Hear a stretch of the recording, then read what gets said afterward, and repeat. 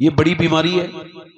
औरतों ने करोड़ों रुपया खर्च करती हैं औरतें रोज, पूरी दुनिया की, बल्कि अरबों खर्च करती हैं कॉस्मेटिक पर, क्रीम पर, पाउडर पर, कि बंदा खूबसूरत कैसे हो, चेहरे पे रौनक कैसे आए।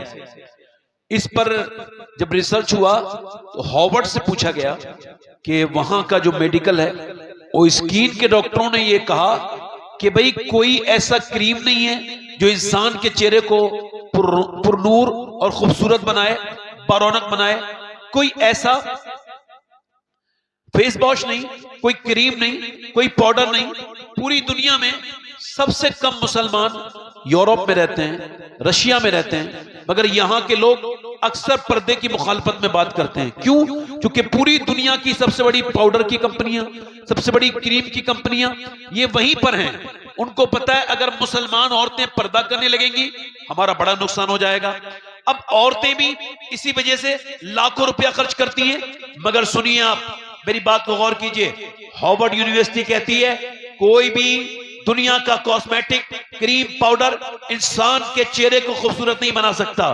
तो क्या कह लगे फिर, क्या इंसान के चेहरे में 126 नसें हैं, मसल्स हैं, ये तभी एक्टिव होते हैं, ये तभी काम करते हैं जब बंदा मुस्कुराता है। और ये मेरे हुजूर की सुन्नत है। मेरा इमाम कहता है जिसकी तस्की से रोते हुए हंस पड़े, उस तबस्सुम की आदत पे लाखों सुभान अल्लाह, सुभान अल्लाह, सुभान आप पॉपुलर होना चाहते हैं, मुस्कुराइए।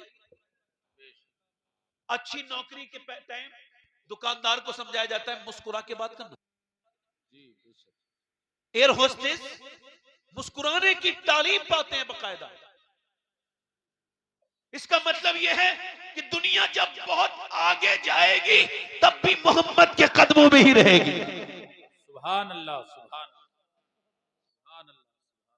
तो आप मुस्कुराइए। अब बदअखलाक की निशानी क्या है? जैसे ये अपने घर में जाता है तो बच्चे खेल रहे होते हैं तो डर जाते हैं, अब्बा आ गए। इसकी बीवी कहती है बच्चों शैतानी ना करो, अब्बा आ गए। ये अब्बा आया है, कोई फिरौन ज़्यादा आया है, ये कौन आया है? अम्मी आयशा फरमाती हैं मेरे हुजूर जब जंग से भी वापस आते थे ना तो मेरे सरकार मुस्कुराते हुए आते थे। सिहाबा कहते हैं हमने हुजूर को जब मदीने से, सफर से जब बंदा आता है ना और उसके ऊपर सफर में हमले भी हुए हों तो चेहरे तो उसका थकावट महसूस करेगा ना, डरा हुआ होगा, बेचैन होगा, उसको इस्तराब होगा। मगर सिहाबा कहते हैं जब हुजूर मदीने में आए तो हमने देखा हुजूर मुस्कुरा रहे थे। सुभान अल्लाह। कहते 10 साल लगातार हुजूर को देखा, हुजूर मुस्कुराते थे। दुनिया से तशरीफ ले जा रहे हैं फिर भी हुजूर मुस्कुरा रहे हैं। सुभान इमाम अल्लाह। हसन बसरी से, मौला अली के खलीफा से किसी ने पूछा इस्लाम को 2 लफ्जों में बयान कर सकते हैं? कहा बिल्कुल कर सकता हूं। कहा कीजिए। कहा अल्लाह के सामने रोने का नाम इस्लाम है और लोगों के सामने मुस्कुराने का नाम इस्लाम है। सुभान अल्लाह, सुभान देखिए 11 से काफी टाइम हो गया, मैंने थोड़ी देर बात करनी है, तो आप जरा मुस्कुरा के बोलिए सुभान अल्लाह। सुभान अल्लाह, सुभान माशाल्लाह हमारे काफी उलमा मिंबर पे तशरीफ रखते हैं, हमारे सामाईन भी काफी हैं। और मैं अपनी बात यहाँ से शुरू करता हूँ। मैं सोच रहा हूँ कि 2-3 शेर मैं भी पढ़ दूं ताकि हल्का सा आपसे रेपो बैल्ट मेरा बन जाए। सुनेंगे?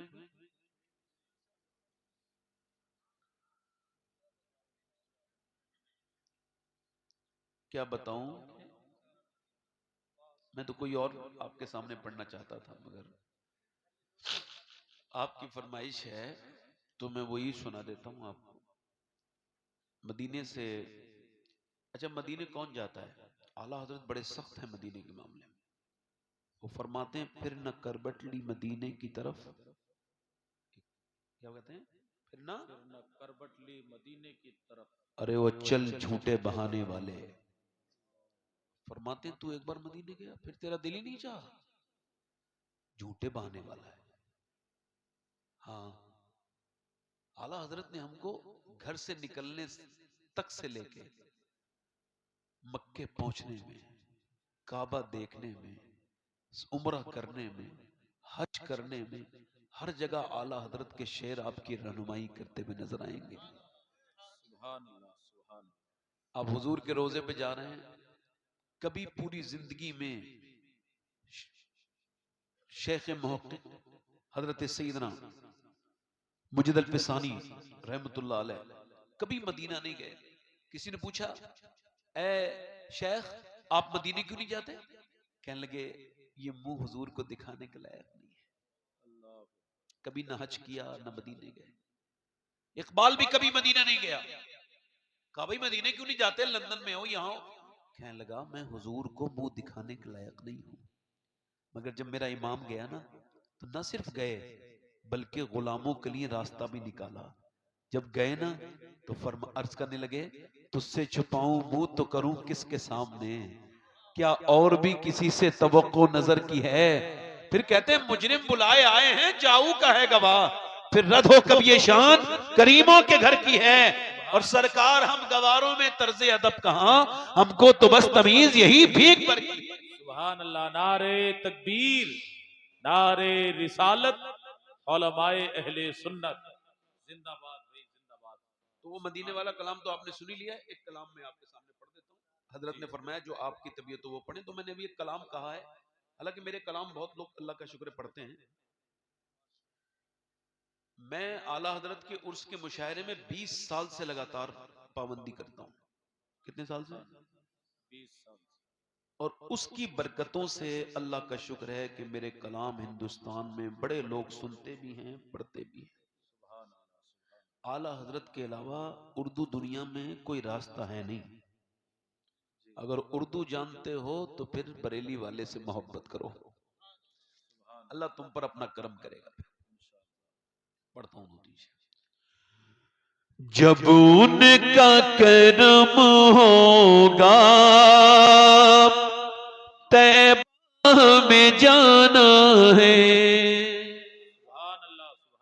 जब उनका करम होगा तैबा में जाना है, रो रो कर हाले दिल आका को सुनाना है, रो रो कर हाले दिल।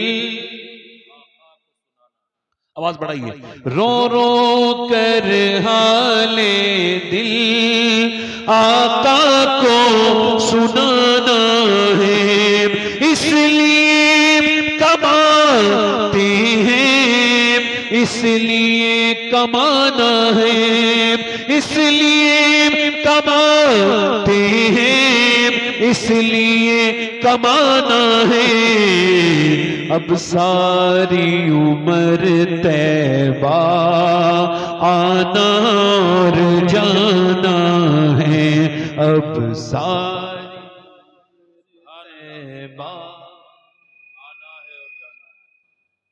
और जन्नत जिसे कहते हैं हम देख के आए हैं। सुभान अल्लाह सुभान अल्लाह। अल्लाह फरमाते हैं जन्नत में आके नार में जाता नहीं कोई, जन्नत में आके नार में जाता नहीं जाता नहीं कोई, है ना। अच्छा ये कहां से आपने इसको लिया है शेर? वो हजरत इदरीस अलैहिस्सलाम ने कहा कि मुझे जन्नत दिखाओ, तो वो ले गए दरोगा जन्नत, जन्नत दिखा दी। कहने लगे चलो, मैं तो नहीं जा रहा। कहा क्यों? कहा मैं अपनी जन्नत, तो अल्लाह से रब से उसकी मालिक, तो कहा वो ठीक है, अब वही रहेगा। उसके दिल में जन्नत में जाने वाली बात भी मैंने डाली थी, और तेरे दिल में भी बात ले जाने वाली मैंने डाली थी। तो मेरा उसूल है जो एक बार जन्नत में जाता है फिर वो जहन्नम में। आला फरमाते हैं जो मदीने में हुजूर के रोजे से लेके मिंबर तक जो जगह है रियाजुल जन्ना है, तो अब जो जन्नत में चला गया वो भी दोज़ख में नहीं जाएगा। फरमाते हैं जन्नत में आके नार में जाता नहीं कोई। मदीने चला गया वो कभी जहन्नम में नहीं जाएगा। जहन्नम में हुजूर की उस पर शफाअत वाजिब। जन्नत जिसे कहते हैं हम देख के आए हैं, एक प्यारा सा कूचा है गुंबद वो सुहाना है अब सारी उम्र। एक शेर और पढ़ता हूँ आप हजरात की खामोशी के नजर, एक शेर और, अल्लाह करे तो आप और भी खामोश रहें, खामोशी में निजात है। एक शेर और पढ़ देता हूं। जरा गुस्ल में लोगों चेहरे को सजा देना, सुरमा लगा देना, चेहरा साफ कर देना, खूबसूरत कर देना मेरा चेहरा। क्यों? जरा गुस्ल में लोगों चेहरे को सजा देना, मुझे कब्र में जाते ही मुंह उनको दिखाना है, मुझे कब्र में जा। अल्लाह खुश रखे। इको कम करिए, इको कम करिए। मैं अपनी बात शुरू कर रहा हूं। डॉक्टर मोहम्मद इकबाल नाम सुना होगा आपने। इकबाल से किसी ने पूछा कि आप से बड़ा शायर है मीर तकी मीर।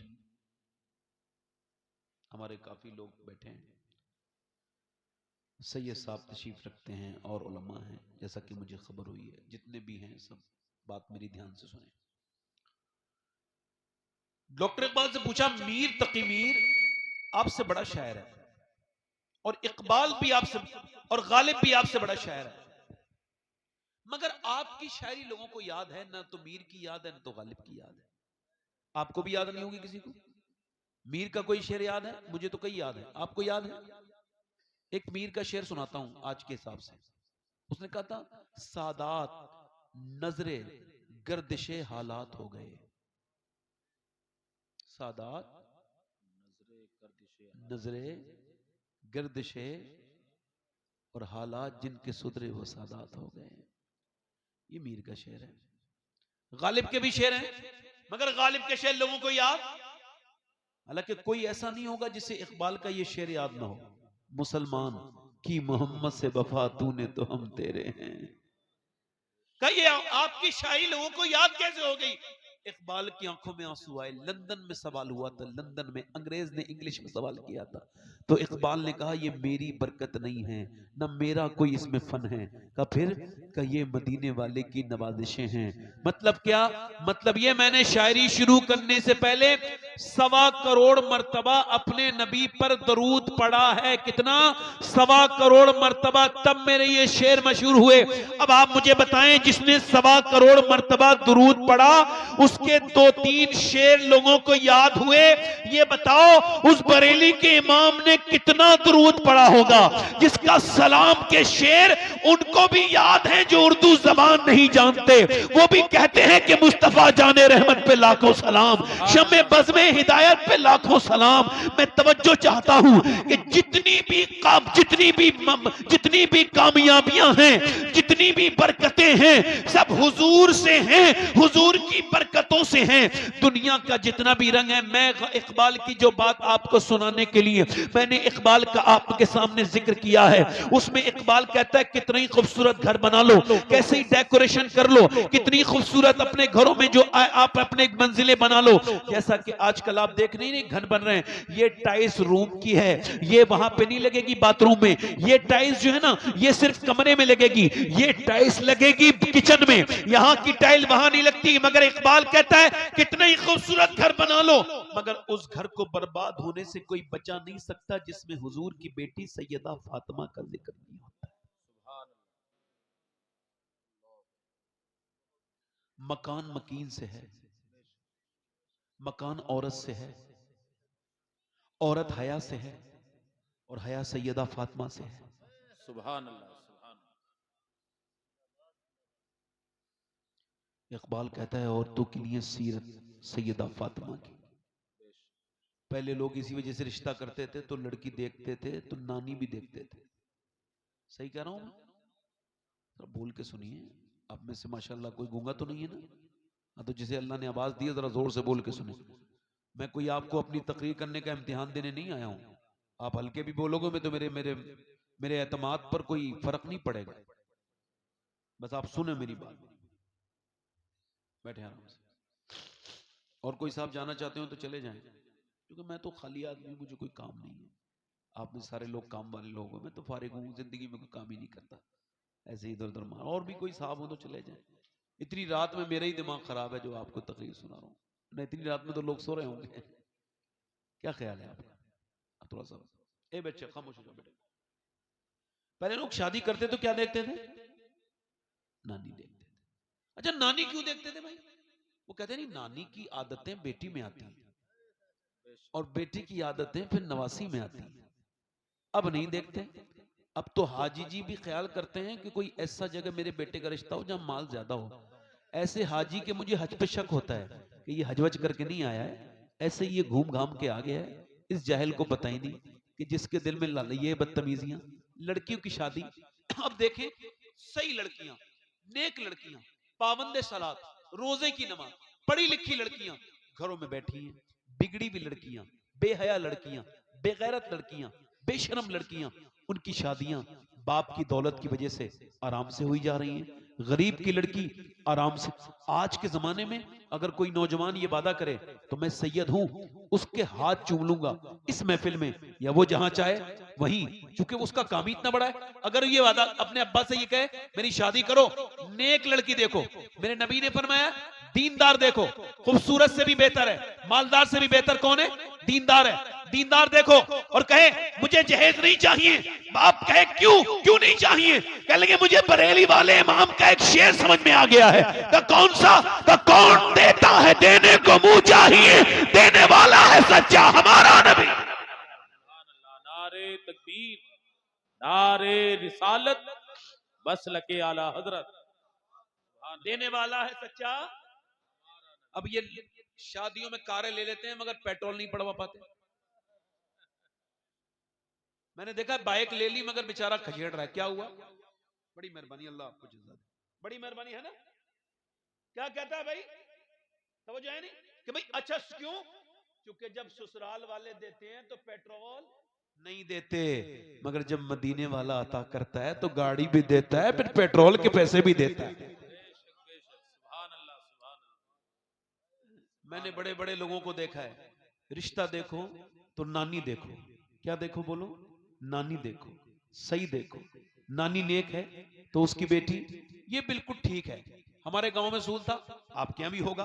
अब नहीं है, अब तो बस मालदारी देखी जाती है। मगर इस्लाम कहता है नानी देखो, और अगर इस्लाम में नानी देखनी है तो पहले मक्के की खतीजतुल कुबरा को देखो, और अगर बेटी देखनी है तो मदीने की सैयदा फातिमा को देखो, नवासी देखनी है तो करबला की ज़ैनब कुबरा को देखो। सुभान अल्लाह, नारे तकबीर, नारे रिसालत।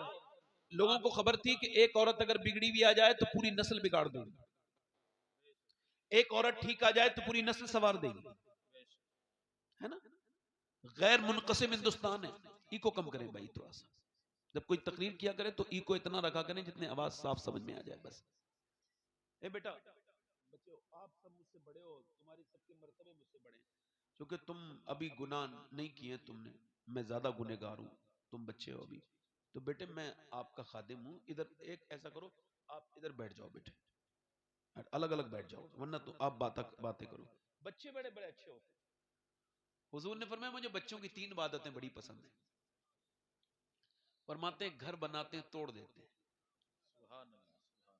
फरमाते हैं इनमें झगड़ा हो जाए ना तो किसी को सुलह नहीं करानी पड़ती, ये खुद ही सुबह को बोल जाते हैं, भूल लेते हैं। और तीसरी बात जो मेरे हुजूर ने दिल को लगती है, हुजूर ने फरमाया तीसरी बात यह है कि जब अपने बड़ों से कुछ मांगना होता है तो जिद करके रोते हैं और रो के कहते हैं तुम्हें देना होगा, और जब ये रोते हैं तो बताते हैं हम अपने बड़ों से मांग रहे हैं तो फिर रो के मांग रहे हैं। तुम जब रब से मांगो बड़े लोगों तो तुम भी रो के मांगो। अब बेटे तुम्हारी फजीलत बयान कर दी, अब ना बोलना, ठीक है? समझो, उनको मालूम था एक खातून ठीक आ जाए तो खातून चाहे तो अपने आदमी को, अपने मर्द को बदल सकती है। हंसो मत भाई, देखो महफिल में ना हंसा करो, थोड़ा सुन लो आप, मुझे थोड़ा सा सुन लो। मर्द को अपने, एक खातून को हमने देखा कि वो कुरान पढ़ के आई, तो उसने ये किया कि अपने आदमी को भी कुरान पढ़ा दिया।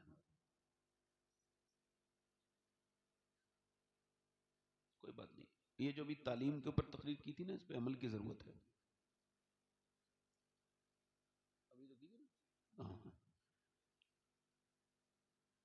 तो अगर एक खातून ने कहा जाए, इकबाल कहता है, इकबाल को देखिए, डॉक्टर इकबाल कहता है कि ए मेरी बेटी, तुझे कुरान पढ़ना होगा, क्योंकि जब तू मक्के में फातिमा बिनते खत्ताब बन के कुरान पढ़ती है तो तेरा भाई उमर पूरी दुनिया को कुरान का मतलब समझा देता है, और जब तू मदीने में फातिमा बिनते मोहम्मद बन के कुरान पढ़ती है तो तेरा बेटा फिर नेज़े पे चढ़ के कुरान पढ़ता है। सुभान अल्लाह, सुभान अल्लाह, सुभान अल्लाह। जब सीरियल जगह ले ले कुरान के वक्त की, जब मेरी बहनें, मेरी बेटियां, एक शादी हुई, एक चौधरी थे गैर मुनक़सिम हिंदुस्तान में, पंजाब के इलाके में, उनका नाम था बाज़ैद। उनकी 2 बीवियां थी, तीसरी शादी उन्होंने की, तीसरी बीबी ठीक मिल गई। कभी कभी बीबी ठीक भी मिल जाती है, इनको तीसरी ठीक मिली। ये क्यों? इस वजह से नमाजी थी, पाबंद थी। ये नमाजी क्यों थी? बैकग्राउंड शरीफों का था, बाप भी नमाजी, अम्मा भी नमाजी, सारे भाई जमात के नमाज पढ़ते हैं, मगर यहां आके दिल बेचारी का मुरझा गया। ना शोहर नमाज पढ़े, ना 2 बीबियां नमाज पढ़े, ना बच्चे नमाज पढ़े, ना इसके 100 नौकर हैं, 100 नौकर, हजारों बीघा जमीन है, वो 900 नौकर नमाज पढ़े। अब इसने ये ताने नहीं दिए जैसे कुछ नमाजी हो बेचारे बेनमाजियों को हकीर समझते हैं, तो इनकी कैसी नमाज है ये।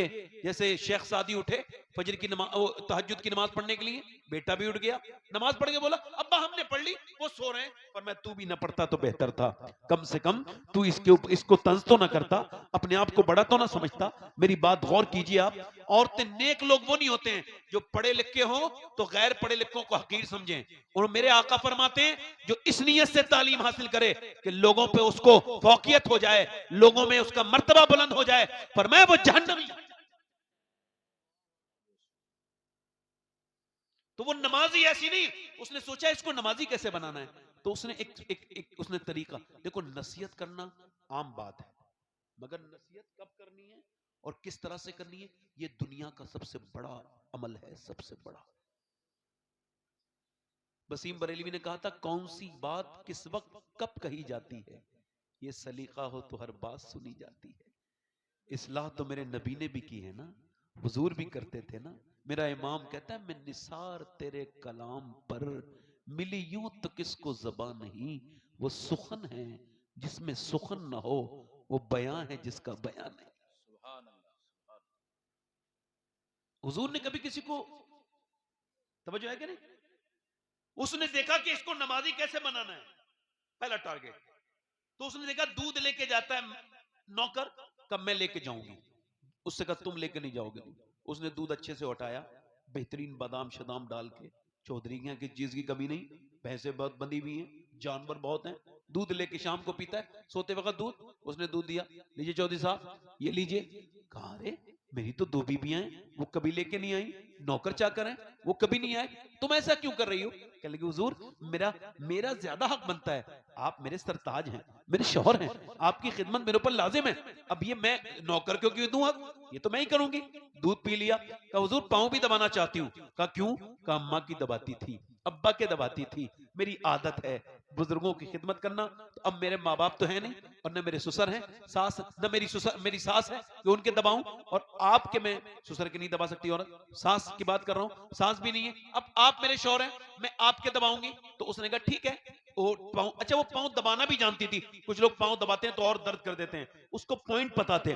दबाने लगी दबाने लगी, चौधरी को बड़ा लुत्फ आया, रिलैक्स फील हुआ, चौधरी को नींद आने लगी। जैसी नींद आई खर्राटे शुरू हुए, कहने लगी चौधरी साहब आपको नींद आ रही है और मैं भी जा रही हूं, मुझे भी नींद आ रही है, अगर बुरा ना माने तो फजर की नमाज के लिए उठा दूं।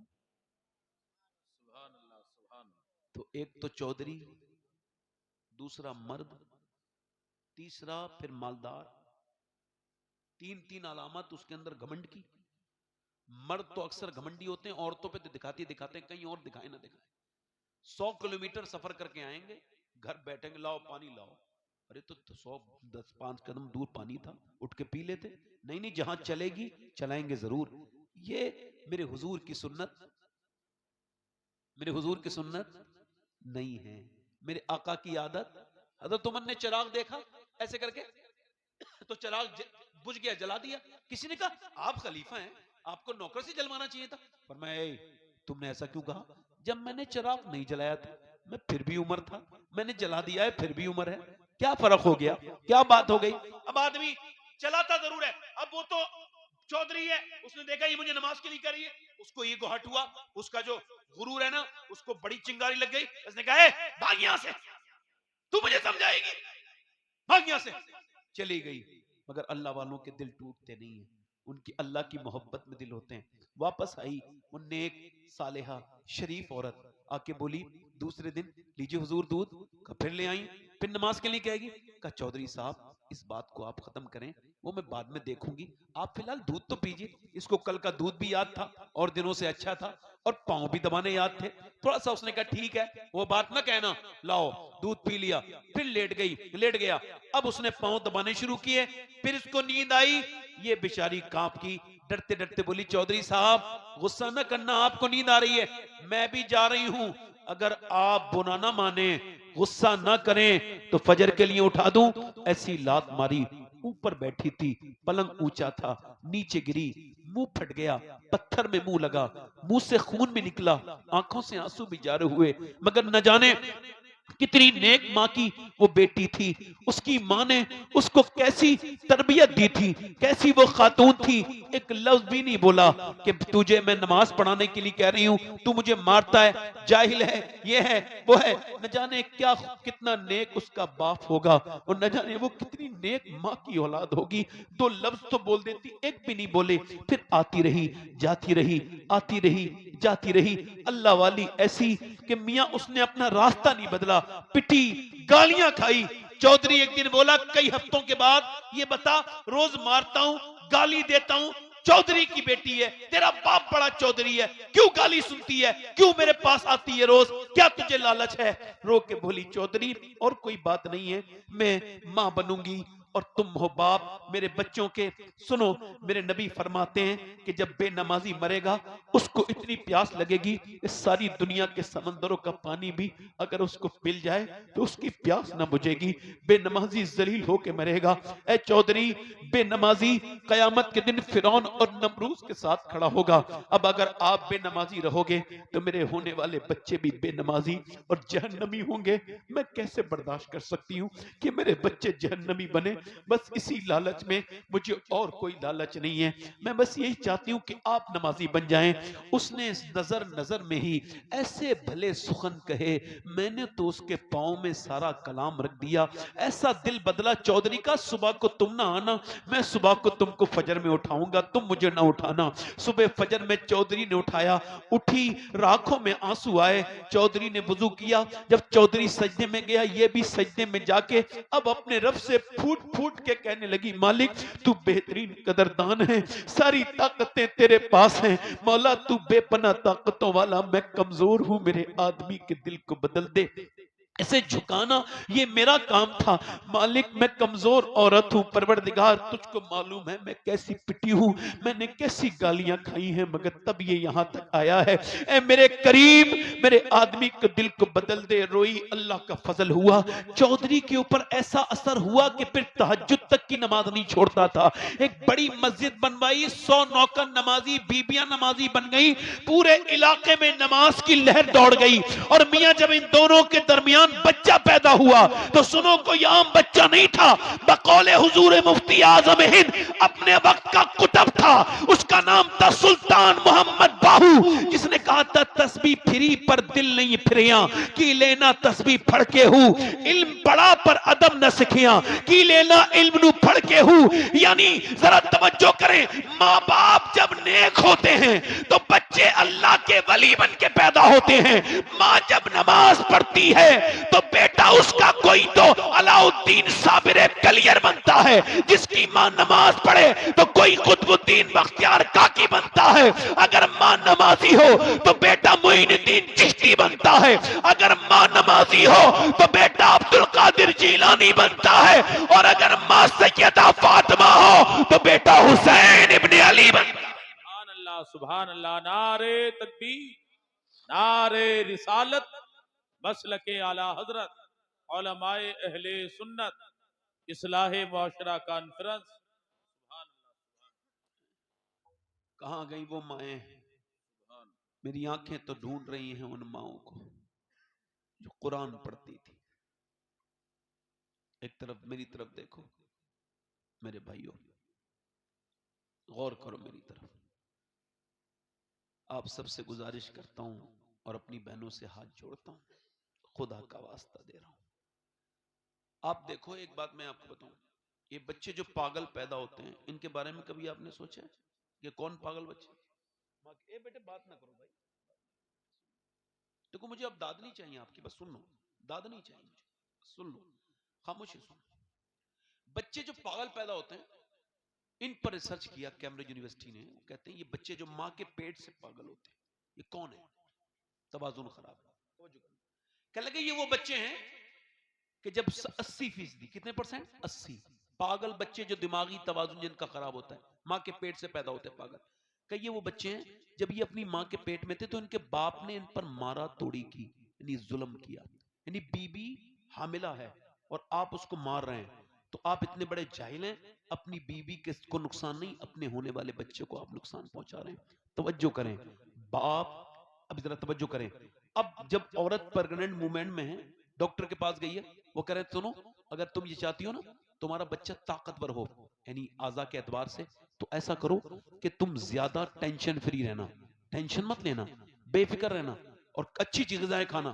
अगर खाओगी सेब तो ज्यादा उसके अंदर आयरन बढ़ेगा, अगर तुम खाओगी तुम संतरा तो उसके अंदर विटामिन सी आएंगे, और अगर तुम ये खाओगी अमरूद, विटामिन डी आएंगे। अब मैं आपसे सबसे पूछना चाहता हूं कि अल्लाह का बनाया हुआ सेब, संतरा, अनार, अमरूद अगर मां खाए तो बच्चे पे असर हो जाए, तो क्या मां अल्लाह का कुरान पढ़ेगी तो बच्चे पे असर नहीं होगा? सुभान अल्लाह, सुभान होगा कि नहीं होगा? मैं आप सबसे पूछ रहा हूं, होगा कि नहीं होगा? होगा ना? अब मैं आपसे थोड़ा सा और आपको बताऊं, देखो हमारे यहां हुआ यह है कि जो लोगों ने आजकल पीरा मुरीदी चल रही है, मैं खराब पीरों को कह रहा हूं साहब, ये बात पहले साफ कर रहा हूं। एक बार मैं खराब पीरों की तकरीर कर रहा था, बुरा उनके खिलाफ, एक अच्छे पीर को बुरा लग गया, उन्होंने टेलीफोन किया, लगा आप मेरे बारे में बात कर रहे थे। मैं कहा मैं इतना आपका नाम नहीं लिया भाई, मैं तो खराब बात को कह रहा था। तो मैंने कहा चलें, मैंने दरे जन्नत से रिजवान को पुकारा था, वो आ गई रिजवान, अल्लाह हौला वला कुव्वत। हम तो आपको नहीं चाहते थे, मगर चूंकि अब चोर की दाढ़ी में तिनका है ही, तो हम क्यों मना करें। वो पीर इंतहाई दर्जे का जाहिल है जो अपने मुरीदों में ये दावे करे कि मैं तुमको जन्नत में लेके जाऊंगा।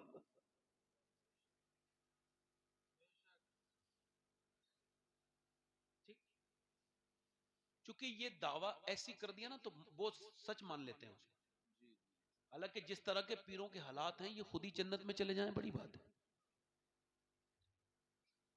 वैसे तो अल्लाह करीम है, जिसको चाहे बख्श दे, मगर शरीयत भी तो कोई चीज है ना, शरीयत के सब पाबंद है, चाहे पीर हो या मुरीद। एक शेर सुनो, ये पगड़ियां मिली हैं विरासत में, यानी तुम, ये पगड़ियां मिली हैं विरासत में, यानी तुम सरदार इसलिए हो कि सरदार मर गए। सरदार इसलिए हो कि सरदार है ना? अब वो कह रहे हैं, अब जब डरी नहीं है, औरतों को चाहिए रेडीमेड दीन, रेडीमेड, रेडीमेड, बिल्कुल रेडीमेड। और वो रेडीमेड, उसका भी इलाज है हमारे पास, सब तरह की दुकानें हैं। एक साहब वो हैं, मेरे पास ऐसा इलाज है कि कोई आदमी अपनी औरत से अगर उसके दिल में मोहब्बत नहीं है, मेरे एक अमल से उसकी मुट्ठी में आ जाएगी, और वो मुट्ठी में आ जाएगा, और वो कह रही मेरा, का तेरा वाला भी आ जाएगा, का तो फिर कितने इतने पैसे। हालांकि इसको खबर है ये दोनों बातें झूठी हैं, मेरी वाली तो खुद, उसकी वाली तो खुद, उसकी मुट्ठी में नहीं, तो वो क्या किसी को लेके आएगा।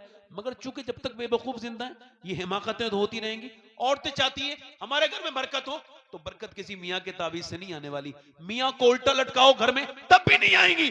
खुदा की कसम, पूरी दुनिया के सारे मियाओं के तावीज एक तरफ और अल्लाह के रसूल की बेटी फातिमा ज़हरा का तरीका एक तरफ।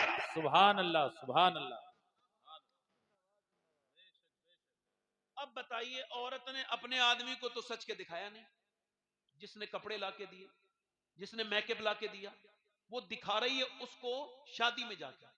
मुसलमानों की बेहिसी का हाल यह है, बेगैरती का हाल यह है, क्या कहा जाए, मादअल्लाह हाल यह है कि कोई किसी की बीबी को देख रहा है और वो दूसरे की बीबी को देख रहा है। वो बीबी अपने आदमी को मेकअप करके नहीं दिखा रही है और उसका ख्याल ये है जब तेरा आदमी तुझे नहीं देखेगा अच्छी खूबसूरत हालत में, तो उसको तब तुझसे मोहब्बत कैसे बढ़ेगी। शरीयत भी इसको कहती है, आला ने लिखा है कि अगर औरत अपने मर्द के लिए मेकअप करे तो जितनी मर्तबा आईना देखेगी अल्लाह उतना ही सदके का सवाब उसको अता करेगा अपने आदमी के लिए, ताकि वो बिगड़े नहीं, उसके पांव ना बहके, वो किधर ना जाए। अच्छा तवज्जो करें, हुजूर ने फरमाया खैर निसा कौन है, बेहतरीन औरत। तो सहाबा से पूछ रहे हैं हुजूर, हजरत अली भी बैठे, हुजूर का मिंबर लगा हुआ है और मैं खैर निसा कौन है। तो सहाबा इकराम ने कहा हुजूर जो नमाज पढ़े, फरमाया ये भी उसके अंदर मौजूद है, नमाज भी पढ़ती है वो, मगर मेरे आप मुराद को नहीं पहुंचे। कहा हुजूर जो पर्दा करे, फरमाया ये भी है उसके अंदर, मगर मुराद को मेरी आप नहीं पहुंचे। अर्ज की हुजूर फिर आप ही फरमाए, फरमाया खैर निसा वो है कि जब उसका आदमी घर पे आए और उस पे नजर पड़े तो उसका दिल खुश हो जाए, ये खैरुन निसा है, ये खैरुन निसा है। एक औरत मदीने में ऐसे करके दुआ कर रही है, अल्लाह मेरे नबी जंग जीत जाएं, और हुजूर तो कभी कोई जंग हारे, मगर इसकी दुआ का जिक्र इस वजह से है कि इसका बाप भी जंग में है, भाई भी जंग में है और बेटा भी जंग में है। इधर वाले लोग खामोश हो जाओगे भाई, तुम लोग बेटे थोड़ी देर खामोश हो जाओ भाई, आपसे हाथ जोड़ रहे हैं अल्लाह रसूल के वास्ते। नहीं आप कुछ ना कहो भाई, मैं बोलता रहूं भाई। अरे आप लोग बड़े, हमारे इलाके के लोग बड़े तेज हैं, मैंने पूरी दुनिया इंडिया घूम ली, कई मुल्कों में चला गया, ऐसे लोग मुझे मिले नहीं, सही बता रहा हूं। जैसे हम लोग हैं माशाल्लाह, जैसा मैं हूं, जैसे हाँ देखो ये हमारा इलाका ही है, इसको जरा थोड़ा सा देखें आप, मेरी समझ मेरी बात का। हमारा अल्हम्दुलिल्लाह, वो कहते हैं भाई आपके यहाँ के इतने मुकर्रिरीन क्यों हैं, इतने इनके नाम।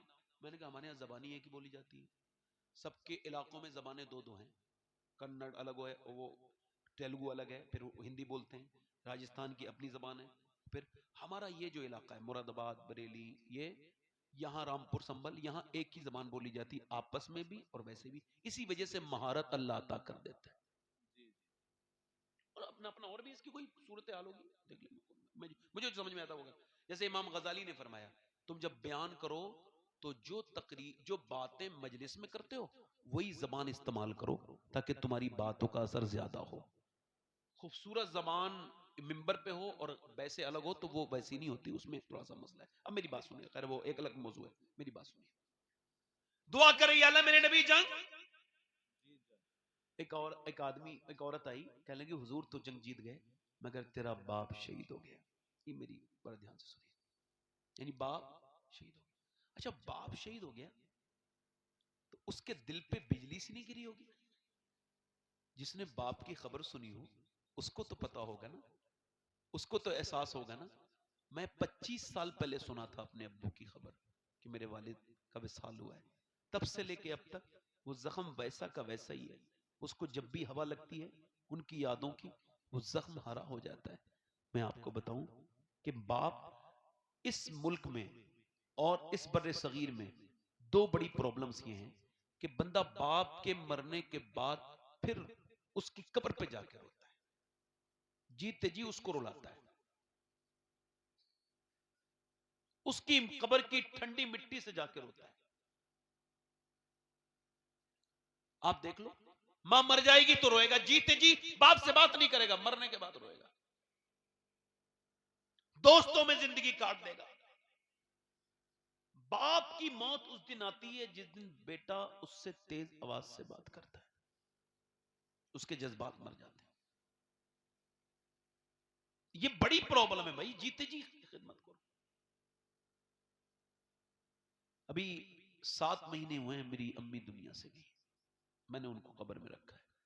जिसने मुझे 9 महीने पेट में रखा, मैंने उसको कब्र में रख दिया। मेरा इमाम कहता है, हाय गाफिल, वो क्या जगह है जहां 5 जाते हैं 4 फिरते हैं, 5 जाते हैं 4 फिरते हैं। मैं जब बहुत छोटा था तो अब्बू का इंतकाल हुआ, लोगों ने कहा मिट्टी दो, और मैं तो जानता भी नहीं था, मगर उन्होंने मिट्टी दिलवाई। छोटे छोटे बच्चों के हाथ पकड़ के, लो अपने बाप को मिट्टी दो। क्या? इसका मतलब यही है, आज मैंने अपने बाप के डाला है, कल मेरे बच्चे मेरे ऊपर मिट्टी डाल देंगे, कोई बचेगा ही नहीं, सबको मौत आनी है। हालत फरमाते हैं, हाय, एक मुजद्दिद हाय क्यों कह रहा है भाई, वो कोई आम इंसान तो नहीं है। कहते हैं हाय गाफिल, दूसरा लफ्ज गाफिल, गाफिल वो क्या जगह है जहां 5 जाते हैं 4 फिरते हैं। ये रोज हो रहा है इस कब्रिस्तान में। 5 गए हैं कब्र के अंदर, 2 ऊपर खड़े थे और 2 बैठक के में थे और 2 बिल्कुल नीचे थे। लाओ भाई लाओ, उसे ले लिया, फिर नीचे रख दिया। अब जब रख दिया, अब वो 4 बाहर को आ रहे हैं। हालत फरमाने तो देख नहीं रहा है, हाय गाफिल वो क्या जगह है जहां 5 जाते हैं 4 फिरते हैं। माँ की कब्र पे रो रहे हो, जीते जी कभी नहीं कहा, उसे जलील किया, उसे तकलीफ दी। मैं आपको बताऊं, अगर आप ये कहेंगे ये सैयद शबात हुसैन आशिक रसूल नहीं है, कोई बात नहीं, आपके ईमान पे फर्क नहीं पड़ेगा। हालांकि ऐसा गुमान गुनाह है, मगर नहीं करना चाहिए, सबको समझो। मगर मौलाना मौलाना इंसाफ मिसवाई साहब बैठे, अगर कोई ये कहे कि ये आशिक रसूल नहीं, कोई फर्क नहीं पड़ेगा उसके ईमान पर। अगर नाजिम साहब को कोई कहे, इन्हें हजरत को कोई कहे, मुझे नाम नहीं पता, मगर किसी को भी कहेगा उसके, मगर मैं जिसका नाम ले रहा हूं, अगर उसके बारे में किसी ने सोच भी लिया तो ईमान पे फर्क पड़ेगा, क्योंकि उसको नबी ने अपनी जबान से फरमाया कि उवैस करनी मेरा आशिक है। उसने मुझे कभी देखा? अच्छा, जब उवैस करनी के पास जब कोई आता है मदीने से, जैसे कोई मदीने से अब आता है ना, तो आशिक पूछते हैं, बता गुम्बद खजरा कैसा है, बता जालियां कैसी, हुजूर का गुम्बद कैसा है, हुजूर का मीनार कैसा है, हुजूर का शहर कैसा है। मगर जब कोई मदीने से आता था तो उवैस करनी पूछते थे, ये बता ए मदीने से आने वाले, मेरे हुजूर का मुबारक चेहरा कैसा है, हुजूर की जुल्फें कैसी हैं, हुजूर की आंखें कैसी हैं। माँ देखती थी, माँ को फालिश था, पैरालाइज में मुब्तला थी माँ। अब पूछती थी, तो माँ ने एक दिन अपने बेटे से कहा, क्या बहुत मोहब्बत करता है? अल्लाह अकबर। वासिफ अली वासिफ फरमाते हैं, मोहब्बत बोलने के लायक नहीं छोड़ती, खामोश कर देती है। उवैस खामोश हो गए। माँ ने कहा, क्या दीदार करना चाहता है? अब फूट पड़े, आंखों से बेतहाश आंसू निकले। माँ का हाथ पकड़ के बोले, मेरी माँ, मैं तुझे छोड़ के नहीं जाऊंगा, नहीं जाऊंगा। मेरे नबी ने फरमाया, जिसके माँ बाप जिंदा हो वो अपने माँ बाप की खिदमत करे, जिहाद पे ना जाए, उसको अल्लाह जिहाद का सवाब घर में ही अता कर देगा। ए मेरी माँ, तो माँ बोली, नहीं नहीं, तू बहुत मोहब्बत करता है, जा एक बार देखा, हुजूर का दीदार कर। अल्लाह अकबर। जब कोई यहाँ से मदीने से जाता है ना काबा शरीफ, तो काबे में भी खड़े होकर यही कहता है, या अल्लाह गुम्बदे खजरा कैसा होगा।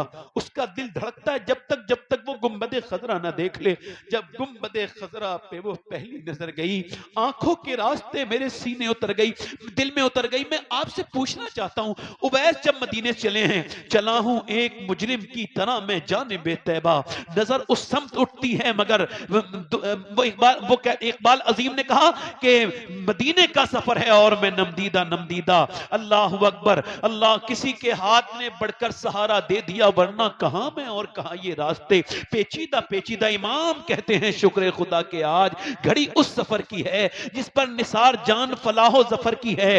अल्लाह अकबर। पहुंच गए मदीने, पहुंचे मदीने, और पहुंचने के बाद दरवाजा रसूल पर पहुंचे। हजरत अली बिन उस्मान हजवेरी दाता लाहौरी लिखते हैं, आवाज दी, हुजूर तशरीफ रखते हैं क्या? अंदर से आवाज आई, कौन? कब? मैं, मेरा नाम उवैस है, मैं एक चरवाहा हूं, बकरी चराता हूं, हुजूर के दीदार के लिए आया हूं, वक्त मेरे पास कम है, क्या हुजूर हैं? मेरी माँ ने मुझे 3 पहर की इजाजत दी है। अंदर से आवाज आई, नहीं, रात को ठहर जाओ, सुबह को सिहाबी बन के दीदार करके चले जाना। उवैस करनी ने कहा, बाहर जब ये कहा ना, ठहर जाओ, सुबह आराम से दीदार करके, यानी एक रात रुक जाते तो सिहाबी बन जाते, मगर नहीं। जब कहा ना, तो बाहर से रोने की आवाज आई, कोई सिसकने लगा, कहा क्यों रोते हो? अर्ज की, मेरे नबी आ जाएं मेरे सरकार अर्ज कर देना, उवैस नाम का आदमी आया था चरवाहा, और उसने कहा है हुजूर को सलाम, हुजूर से दुआ कराना, अगर मेरी माँ बीमार न होती तो मैं जरूर रात रुक जाता, सुबह दीदार करके जाता। यार ये कितनी बड़ी बात है कि वो जब चले होंगे मदीने से, आलत फरमाते हैं फिर के गली गली तबाह, ठोकरे सबकी खाए क्यों, दिल को जो अक्ल दे खुदा, तेरी गली से जाए क्यों।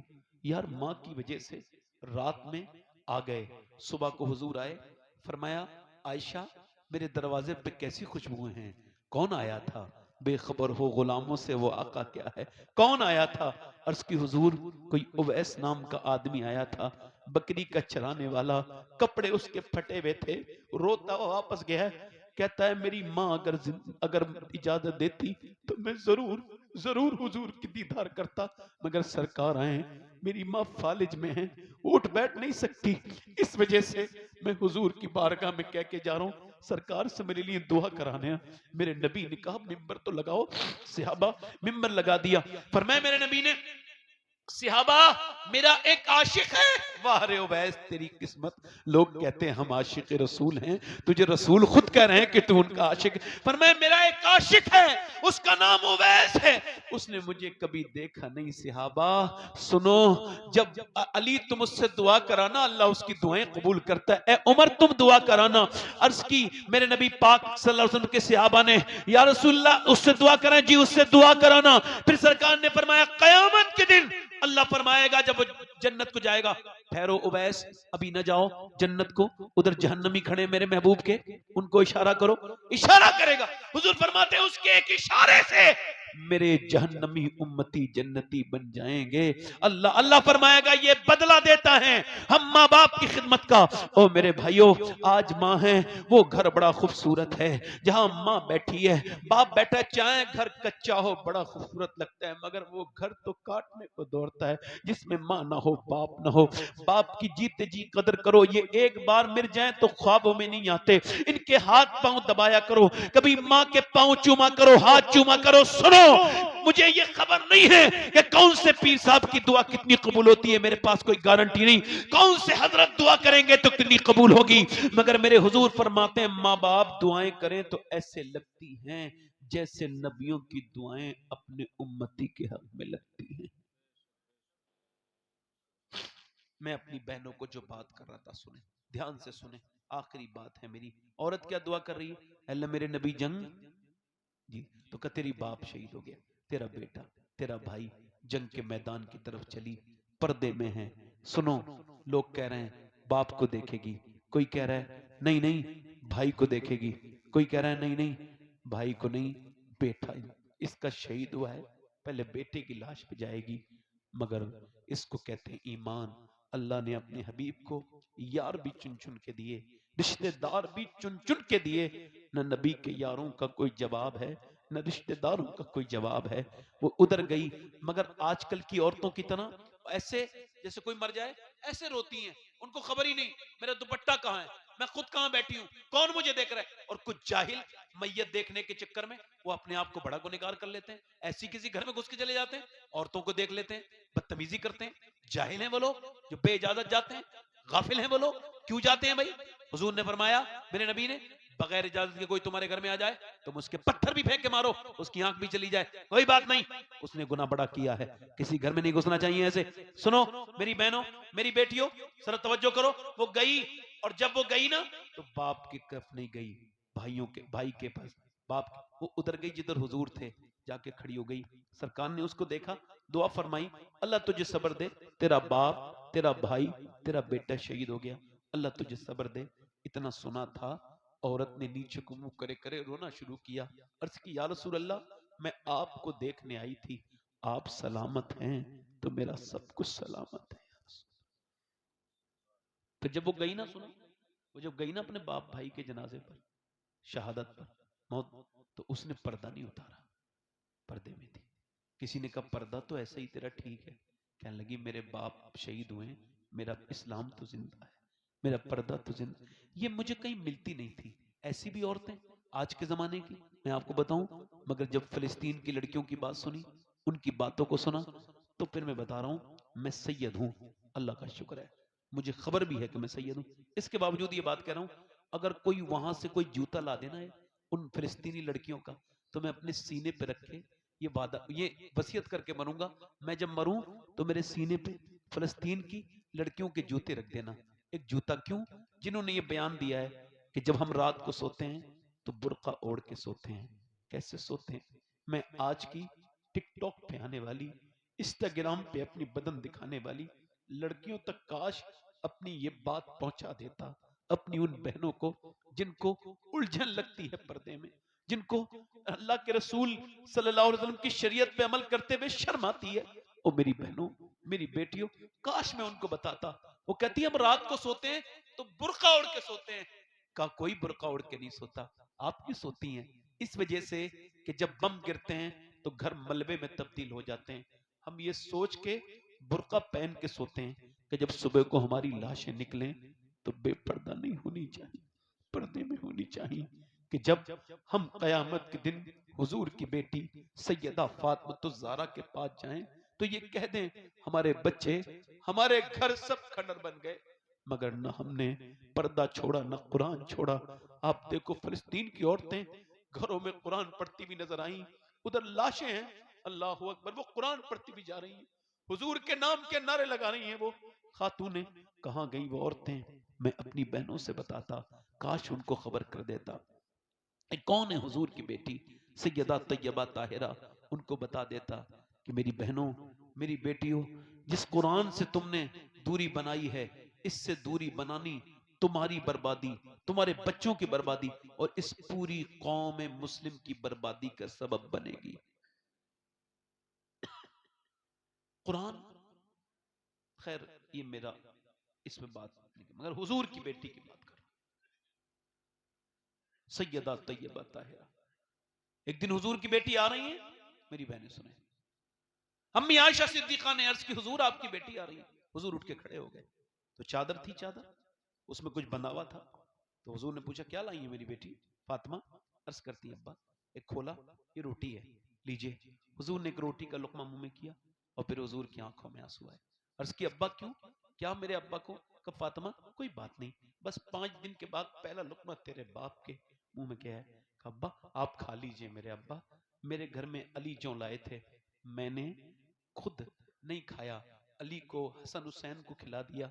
मैंने सोचा अब्बा के पास जाऊंगी, पहले अब्बा खाएंगे फिर फातिमा खाएंगी। हुजूर के विसाल के बाद 6 महीने तक दुनिया में रही, मगर मुस्कुराई नहीं। 26-27 साल की उम्र गुजरी है, बस इतनी, इससे ज्यादा नहीं। मुस्कुराई कभी नहीं। और जब जाती थी ना हुजूर की कब्र पे, तो आप वहां की मिट्टी हुजूर की कब्र शरीफ की उठाती थी और सूंघती थी और हजरत अली को सूंघाती थी और कहती थी अली देखो, मेरे बाप की मिट्टी में कब्र की इतनी खुशबू है कि जो इसे सूंघेगा उसे कभी मुश्क भी अच्छी नहीं लगेगी। 6 महीने लगातार मुस्कुराई नहीं, मगर जिस दिन विसाल था उस दिन थोड़ी खुश नजर आ रही थी। विसाल वाले दिन हजरत अली आए, का क्या हुआ सैयदा, क्या मामला है? कहने लगे आज मेरा इंतकाल हो जाएगा। खुश हैं क्यों? कब मैंने आज अपने अब्बा को ख्वाब में देखा, मेरे अब्बा कुछ ढूंढ रहे थे। मैंने पूछा अब्बा जान क्या ढूंढ रहे हैं? फरमाया मैं अपनी फातिमा को ढूंढ रहा हूँ। इसका मतलब यही है कि मैं आपने, मगर मेरी बहनों सुनो, हुजूर की बेटी ने कहा आपसे एक बात अर्ज करनी है। कहा जी। कब मैंने अपने अपने बच्चों के लिए सब काम करके रख दिए, सारे आज के पूरे काम कर दिए। अब आपसे अर्ज यह है कि मेरे अब्बा ने जब रुखसत किया था तो कहा था फातिमा इस हाल में मिलना, अली तुमसे राजी हूं। ऐ मेरे सरताज, मैं इंसान हूं, कोई मेरी गलती हुई हो, अली को बुरी लगी हो, आप मेरे सरताज हैं, मुझे माफ कर दें। हजरत अली रोए, कहने लगे ना ना ना फातिमा, ऐसी बात नहीं है, बल्कि आप मुझे माफ करके जाएं। मेरे घर में 7-7 दिन के फाके हुए, मगर आपने कभी किसी से कोई मेरी शिकायत नहीं की। आप रातों को नमाज पूरी पूरी रात पढ़ती थी, आपने कभी बुखार में भी मुझसे शिकायत नहीं की। आप मुझे माफ करके चली जाएं। हुजूर की बेटी फिर रोने लगी। अल्लाह के रसूल की बेटी जैसे ही रोई, हजरत अली बोले अब क्या हुआ? कहने लगी मैं सोच रही हूँ जीते जी तो मैंने पर्दा किया है, इंतकाल के बाद जब जनाजा निकलता है, चादर वादर डलती है तो लोगों को खबर हो जाती है मुर्दा कितना मोटा है, कितना पतला है। मैं यही सोच रही हूँ या अल्लाह, मेरे इंतकाल के बाद मेरी बेपर्दगी ना हो जाए, कहीं किसी को ये खबर ना हो जाए कि मोहम्मद की बेटी कितनी मोटी कितनी पतली है। मेरा इमाम कहता है जिसका आंचल न देखा महू मेहर ने, उस रिदाए नजाहत पे लाखों सलाम। खून खैरुल रसूल से है जिसका खमीर, उसकी बेलौस तीनत पे लाखों सलाम।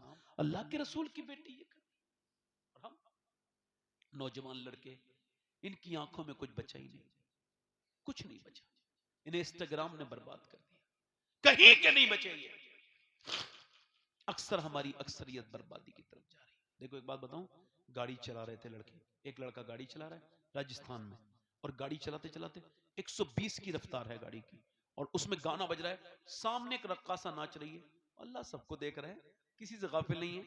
वो रात में मोबाइल पे इंस्टाग्राम पे गंदी तस्वीरें देखने वाले को भी देख रहा है, और वो कुरान पढ़ने वाले को भी देख रहा है, वो उस औरत को भी देख रहा है जो रात में किसी से वीडियो कॉल कर रही है नाजायज तरीके से, वो उसको भी देख रहा है, उसको भी देख रहा है जो रात में अपने रब के सामने कुरान लेके बैठी है और पढ़ रही है, उसको भी देख रहा है। अब वो, उसकी गाड़ी का हो गया एक्सीडेंट, जैसे एक्सीडेंट हुआ वो चारों मर गए, अब माए चार हैं, पूरा दिन हो गया रोते रोते।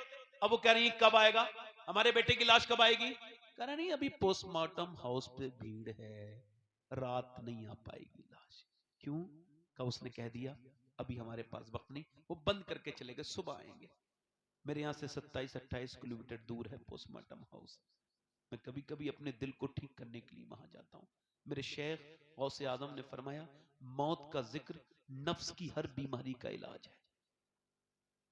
मौत का जिक्र, वो अब वो लाइन में लगे हैं लोग, पूरी रात लाइन में लगे हैं, बड़े तकब्बुर घमंडी लोग, नाक में मक्खी चल रही है, पूरे दिन हो गया कोई रो ही नहीं रहा, कोई किसे कब तक रोएगा, मां भी थक गई रोते रोते, सब थक गए। अब सुबह को वो क्या करते हैं कि पहले उसको छेनी से काटते थे, अब ऐसा नहीं करते हैं। अब वो औरत भी पड़ी है जो खुदकुशी करके आई है, जो मरी है मौत, अब वो बरहना बिल्कुल सामने पड़ी है, मर्द भी औरतें भी बिल्कुल बरहना। अब ऊपर से उसने ये काटा, तो अब ग्लेंडर से काटते हैं जिससे लकड़ी कटती है, ऐसे काटा, पूरा भेजा निकाला। उसके बाद फिर यहां से उन्होंने उसको चीर दिया, मर्द औरत जो भी है पूरा चीरा, जो भी उनको ऑर्गन वन निकालना है निकाला, और फिर उस मोटी मोटी ऐसे करके उन्होंने उस उल्टे सीधे टांके उस पे ऐसे लगाए, अल्लाह अकबर, ऐसे टांके लगाए, पूरे लगाने के बाद पूरा ऐसे करके और उन्होंने रख दिया। मैंने 2 लोगों को अपनी जिंदगी में ऐसे गुस्ल दिया है जिनका पोस्टमार्टम हो गया है, मुझे आज भी याद है। वो दोनों एक ही माँ के लड़के थे, एक की 17 साल उम्र, एक की तकरीबन 18-19 साल उम्र, दोनों इतनी बड़े, एक ही माँ के बेटे थे, और उनकी खोपड़ियां ठीक से सी नहीं थी उन्होंने। मेरे नबी फरमाते हैं जब मुर्दे का हाथ पकड़ता है गस्साल, तो मुर्दा कहता है आराम से उठा, तेरे उठाने से बड़ी तकलीफ होती है। जब चलते हैं जनाजा लेके तो मैयत कहती है आराम से, जरा आराम से, आराम से चलो। मुझे बताओ कि पोस्टमार्टम में कितनी तकलीफ होती होगी। नौजवानों, तुमको डर नहीं लगता जो जिस हाल में मरेगा उसी हाल में उठाया जाएगा? तुमको खौफ नहीं लगता? सोचते नहीं? दुआ किया करो, अल्लाह पोस्टमार्टम की मौत से बचा, अल्लाह अपने कर्म से नेक मौत दे। ये आंखों का जिना है, आंखों से देखना, इसको अपनी आंखों को पाक करो। एक औरत मूसा अलैहिस्सलाम के जमाने में एक आदमी के पास आई, कह लगी मुझे अल्लाह के नाम पे कुछ दे दे, मेरे बच्चे बड़ी भूखे हैं। उसने कहा मैं तो हर रात एक औरत नहीं चाहता हूं, तू रात को आ जाना, मैं उसके अलावा तुझे बुला लेऊंगा, तुझे पैसे दे दूंगा। उसने कहा मैं अपना जिस्म नहीं बेचने आई हूं। चली गई। वापस जब चली गई, दूसरे दिन वो फिर आई, उसके बच्चे रो रहे थे, आके बोली मेरे बच्चे बेहोश हो जाएंगे, तू मुझे कुछ दे दे, रात को आ जाऊंगी, जो तेरा दिल चाहे कर लेना। चली गई, आई, बच्चों को खाना वाना खिला के, रात में कमरा बंद है, ये लेट गई। वो जिना करने के लिए करीब पहुंचा, तो रोज जिना करता था, उसको किस बात का डर? आगे बढ़ा, इस लड़की के हाथ लगाने वाला था, वो कांपने लगी, जैसे इसका हाथ टच हुआ वैसे उसके मोटे मोटे आंसू पट से निकलने लगे, और वो बिल्कुल जो है वो बिल्कुल ऐसी कैफियत से रोने लगी। कहा तू क्यों रोती है, पैसे नहीं मिले? कहा पैसे सब कुछ थोड़ी होते हैं, ईमान भी कुछ होता है। का क्या मतलब? का जब मैं रात को सजदे करती हूँ तब भी अल्लाह देखता है, और जब मैं अपना जिस्म बेच रही हूँ तब भी मेरा रब देख रहा है। उससे यही कहती हूँ मेरे मालिक तेरी तरफ पलट के जाना, मेरे करीम तू बेहतर, तू गवाह है इस बात पर कि तेरी बंदी ने कभी बुरा काम जिना नहीं किया। मालिक अगर मेरे बच्चे भूखे ना होते और मैं एक कमजोर और बेबस मां ना होती तो कभी जिना न करवाती। मालिक मुझे माफ कर दे। वो औरत ऐसी रोई, ऐसी रोई, ऐसी रोई कि उसके रोने से उस आदमी का दिल बदल गया। बोला जा मैं तुझे अपनी बहन बनाता हूं। वो तो चली गई। जब वो चली गई और वो रात को रो के बोला, मालिक एक दिन आई थी, हाथ तक नहीं लगाया, और मैंने तो कितनी इज्जतें लूटी हैं, मेरे जैसा कोई खताकार नहीं। रो रो के वो रात को सो गया। सुबह को जब दरवाजा खुला, अल्लाह अकबर, तो सामने हजरत मूसा अलैहि सलाम थे। कहने लगे आप कौन? कहा अल्लाह ने तुझे सलाम भेजा है, मेरा नाम मूसा है। कहने लगे मूसा, कोई आप गलत रास्ते पे आए हो। ये तो इस इलाके के सबसे गुनहगार इंसान का घर है। मैं तो इज्जतें लूटने का काम करता हूं, मुझे अल्लाह सलाम नहीं कहेगा।